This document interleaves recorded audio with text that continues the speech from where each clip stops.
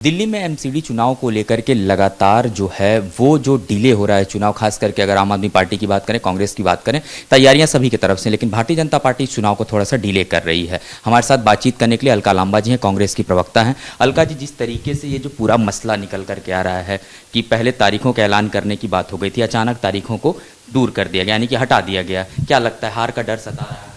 देखिए, बिल्कुल भाजपा 15 साल, कम नहीं होते, 15 साल से दिल्ली नगर निगम पे उनका कब्जा है।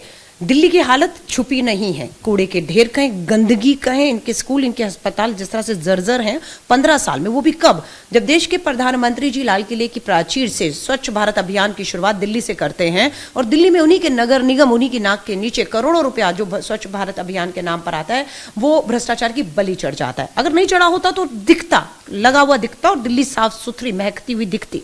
अब वहीं पर इनको अब यही रास्ता था। शायद मुझे लगता है कि जब चुनावों की घोषणा दिल्ली नगर निगम की जा रही थी, वो 9 तारीख थी और 10 को परिणाम आने थे। कहीं ना कहीं नहीं था कि शायद हम चुनाव हार रहे हैं तो चुनाव टाल दिए जाएं, इसलिए चुनाव आयोग ने जो तारीखों के लिए प्रेस कॉन्फ्रेंस करनी थी उसे रुकवा दिया गया। अब उसके बाद तर्क दिए गए कि हम इस 3 नगर निगम को एक करने का विचार कर रहे हैं और बहुत सी बातें हो रही थी।